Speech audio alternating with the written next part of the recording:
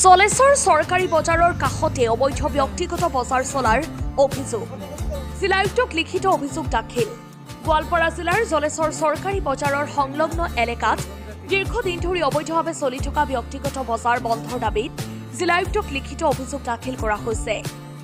অভিযোগ অনুসৰি আব্দুল ৰেজ্জাক নামৰ এজন ব্যক্তিয়ে জিলা প্ৰশাসনৰ কোনো ধৰণৰ বৈধ অনুমতি বা এনঅচি নোলোৱাকৈ জলেশ্বৰ চৰকাৰী বজাৰৰ একেবাৰে কাষতেই শাল, চেগুন কাঠ, খাট, পালেং আৰু গৰু মহৰ মাংস বিক্ৰীৰে ব্যক্তিগত বজাৰ চলাই আহিছে।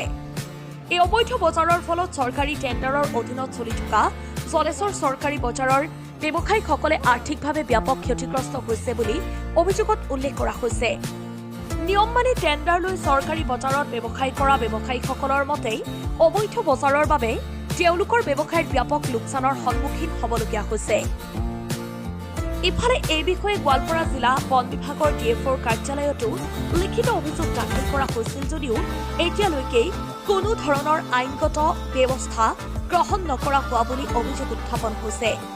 এনে পৰিস্থিতিত জলেশ্বৰ চৰকাৰী বজাৰৰ ব্যৱসায়ী আৰু স্থানীয় ৰাইজে এনঅচি বা বৈধ অনুমতি নোলোৱাকৈ চলি থকা উক্ত অবৈধ ব্যক্তিগত শনিবৰীয়া সাপ্তাহিক বজাৰ আৰু দৈনিক বজাৰ অনতিপলমে বন্ধ কৰাৰ বাবে জিলা প্ৰশাসনক তৎকালীন আৰু কঠোৰ হস্তক্ষেপ দাবী কৰিছে।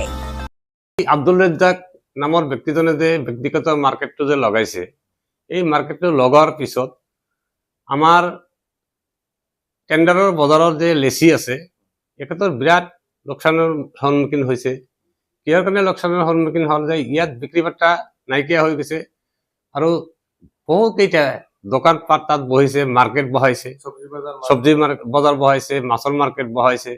এইবিলাক বহাৰ পিছত আমাৰ লেচিয়া মাৰ খাই আছে, কাৰণ সেইটোতো টেণ্ডাৰৰ বজাৰ নহয়, সেইটো ব্যক্তিগত বজাৰতো কালেকশ্যন কৰিব নোৱাৰে। এই ব্যক্তিগত বজাৰৰ কাৰণে এনেকুৱা পৰিস্থিতি হৈছে যে আমাৰ ইফালৰ বজাৰৰ মানে মেইন বজাৰৰ যিবিলাক টেণ্ডাৰৰ বজাৰৰ বহু মানুহে খাজনা মানে নিদিয়াকৈ সিহঁতে মানে ইজাতদাৰক বেয়া ব্যৱহাৰ কৰি আছে। আমাক বজাৰত খাজনা নাইকিয়া কৰি দিছে, সেইটো বজাৰৰ কাৰণে আমাৰ এনেকুৱা পৰিস্থিতি হৈছে। গতিকে এইটো আমি বিভাগীয় কৰ্তৃপক্ষক, ঊৰ্ধ্বতম কৰ্তৃপক্ষক আমি জনাইছো যে যাতে অনতিপলমে এই আব্দুল ৰেজ্জাক নামৰ ব্যক্তিজনৰ যে ব্যক্তিগত মাৰ্কেটত যে অবৈধভাৱে অপেন গৰু মহৰ মাংস বজাৰটো বন্ধ কৰিব লাগে, তাতে অবৈধ খাট পালঙৰ বজাৰটো বন্ধ কৰিব লাগে, তাত ফিচাৰী মাৰ্কেট, চব্জি মাৰ্কেট যে আছে এইবিলাকো বন্ধ কৰিব লাগে। কাৰণ সিহঁতে তাৰ ডিচি জিলা আয়ুক্ত মহোদয়ৰ পৰা মানে এনঅচি নলোৱাকৈ মাৰ্কেটটো লগাইছে। সেইটো তাৰ এনঅচি মানে সিহঁতে পোৱা নাই। কেইদিনমান আগত আমি চাৰ্কুলত কমপ্লেইন কৰাৰ পিছত মণ্ডল আৰু কানালগো আহি সিহঁতক প্ৰশ্ন কৰিছিল যে আপুনি যে ইয়াতে মাৰ্কেটটো লগাইছে আপোনাৰ কি এনঅচি আছে নেকি? সিহঁতে ডাইৰেক্ট কৈছে, কয় মোৰতো কোনো এনঅচি নাই। এনঅচি নাই, ইমান ডাঙৰ বজাৰ কিয় লগাইছে য'ত নেকি ইয়াত গভৰ্ণমেণ্টৰ মাৰ্কেট আছে, এইটো টেণ্ডাৰৰ মাৰ্কেট আছে, তাত ফিচাৰী মাৰ্কেট আছে, চব্জি মাৰ্কেট আছে, তাত ব্যৱস্থা থকাৰ পিছত আপুনি কিয় এইটো বজাৰ লগাইছে? সোনকালে আপুনি এই বজাৰখন বন্ধ কৰি দিয়ক, নহ'লে কিন্তু আপোনাৰ ওপৰত আইনগত ব্যৱস্থা ল'ম। তাৰপিছত কিন্তু এতিয়ালৈকে কোনো ধৰণৰ ৰিয়েকশ্যন হোৱাই নাই। বজাৰটো এনেকৈ চলি আছে।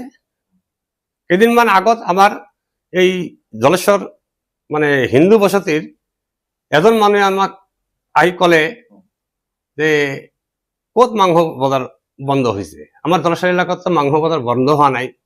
আমি বন্ধ কৰাৰ বিৰুদ্ধে নহয়, সিহঁতে মানে অপেন এই 11-12টা মান মানে চৰকাৰী আৰু বেচৰকাৰী শিক্ষা প্ৰতিষ্ঠানৰ মাজত যে এই বজাৰখন যে লগাইছে, ইয়াত গৰু মহৰ মাংস যে অপেন বিক্ৰী কৰি আছে, তাতে কাটি তাতে বিক্ৰী কৰি আছে, ইয়াত সেইটো বন্ধ কৰিব লাগে।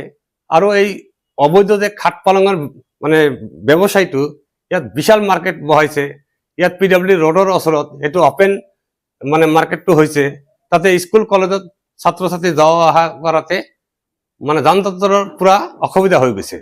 ইফালে ডাকৰ মাৰ্কেট বজাৰ থকাৰ পিছত, টেণ্ডাৰৰ বজাৰ থকাৰ পিছত তাত ফিচাৰী মাৰ্কেট লগাইছে, শাক চব্জিৰ মাৰ্কেট লগাইছে। এইবিলাক অনতিপলমে বন্ধ কৰিব লাগে, এইটো আমি বিভাগীয় কৰ্তৃপক্ষক জনাই আছো।